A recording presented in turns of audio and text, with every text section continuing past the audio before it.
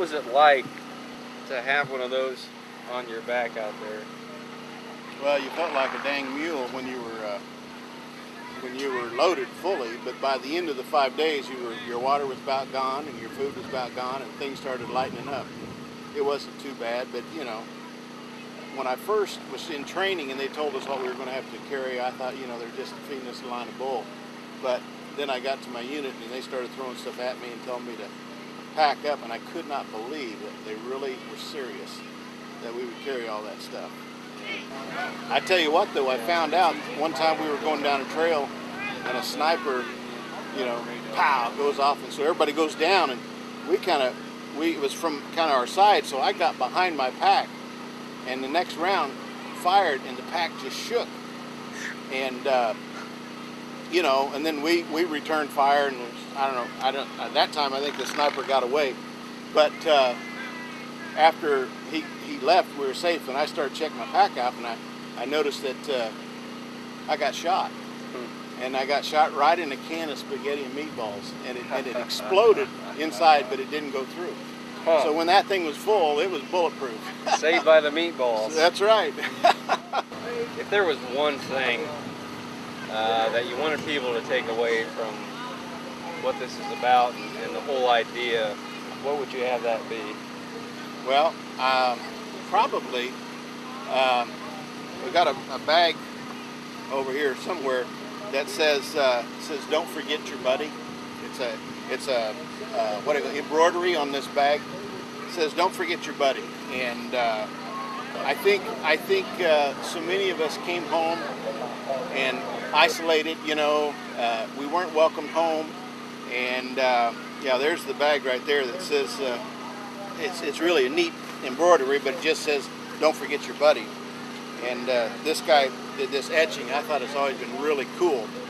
And anyway, the whole idea is that instead of isolating, we have so many things in common, so many hurts. We have so many things that were funny that we need to share, and we need to encourage one another, because life by itself, you know, none of us are going to get out of it alive.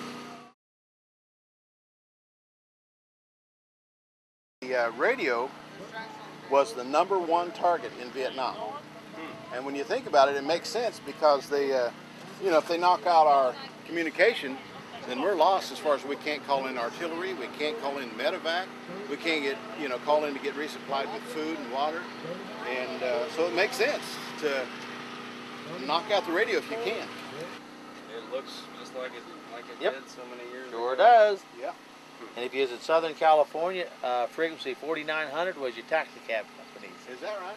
in Southern California. You could pick them up? Yep. You're kidding. Listed taxi cab companies. Through Comm School, we went to 4900, we listed taxi cab talk. Huh. Yeah, I'd say I'll put the ammo on you. Now, Are we there's a rolling? trick to it. You know, if you're a horse and it's really full, all these guys whip it around like this and they put it on. But usually if it's really full, you've got to sit down on the ground and slide into it, and then have two guys pull you up. That's how we do it, just like that. Get Should into I it. start off low? Yeah, all the way down. Get into it. Oh, it's got the strap underneath it. There we go. There, and you got the other one? Yeah. There. Now give me a hand. Just like that. You ready? Here we go. Oh. And remember, it's empty. Now hold on, you're not done yet. Oh, my back already. All right. You know, it's really hard to describe what's going on right now. The weight of this is really unimaginable. It's All really right. I'll just throw this. There we go. That's 200 rounds. you know, I can barely stand like this right now. I can't imagine trying to march for any type of long distance like this. Really, you would think that the weight would be carried up high, but it just pulls you down. It's really amazing. I was really unprepared for it. And what if you also had a flak vest on? Just put that on your arm. There you go. That's added weight too, see? I've already loosened stuff. How much is this? This must be at least 10 or, yeah, 10 or it's 15 probably at least pounds, 20 pounds, right? Yeah. 20 pounds. Yeah. It's unbelievable. To think that this would be on your body is really hard to describe. I really. Yeah. Gotta have that on too. Man. That's pretty good, buddy. I can. And that one really was in that helmet. Yeah, he's got to have the machine gun too. Yeah, that's true. Don't even have a weapon yet. He hasn't even got his weapon. I don't think I can take it. You have Yeah, to. I'm and then already ready to give in. And then if you want to be realistic, I'll have my wife climb on the back of it, and then you're going to feel like what it was when it was. I can't imagine if this was wet or, Oh, yeah. or something. There's no way I couldn't do it. Yeah. Everybody did it. Everybody did it. Everybody did it. I mean, we see it on But, movies, you know, and it looks like they move so Why, easily. you know why everybody did it? Because you've become accustomed to it. Yeah. And How do you become accustomed to you, something like that? You just are. It's a matter of life and death.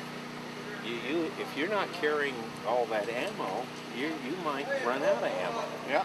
Everything And you got can't on your back defend is what yourself. you need. Everything is life and death, day-to-day existence. You might not be around tomorrow. What's the significance there? This is Dave's helmet. He's not here right now, but these are all the different places where he was in Vietnam.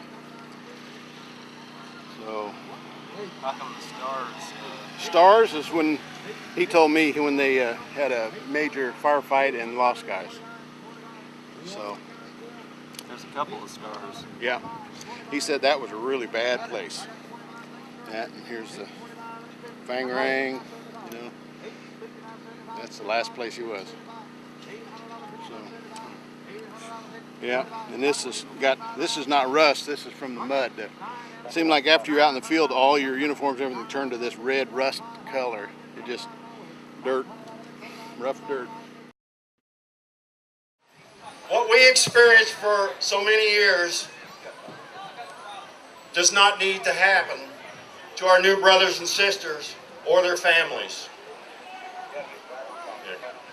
Tonight we want to honor the families from Kansas who have lost a loved one from the recent wars in Iraq and Afghanistan.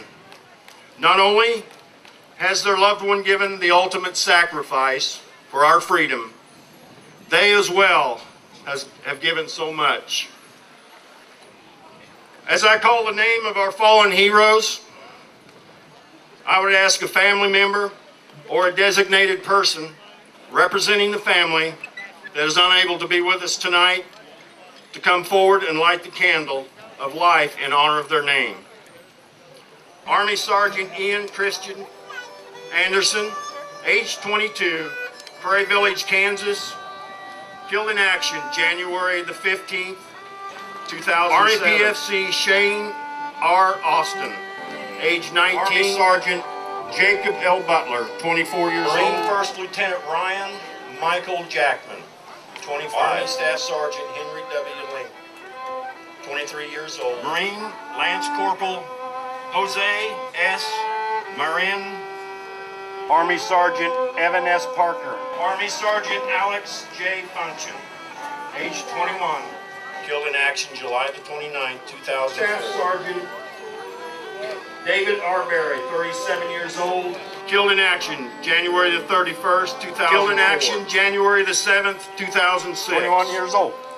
Mays, Kansas, killed in action less than a month ago. June 24, 2007. Lighting the candle for Eric tonight. Parents Dina and John Palmer and family.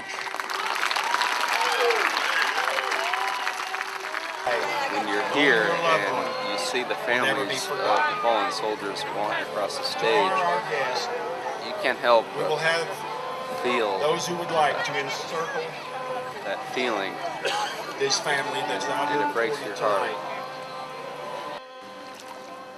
Thank you, and God bless you always.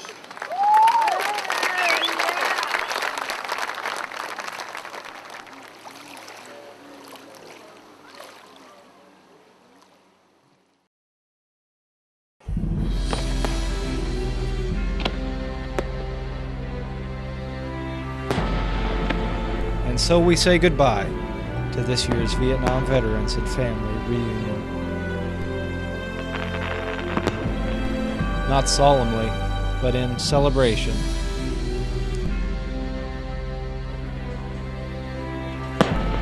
This would be the end of an era.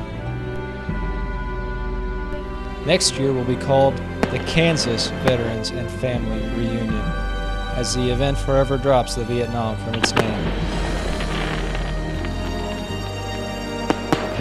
Future reunions will include veterans from all modern wars who have come home and gathered here.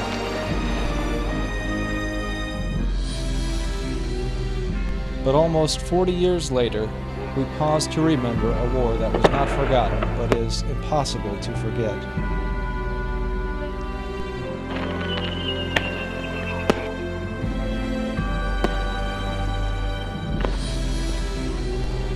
On this day, and at this place, we met, and finally said, "Welcome home."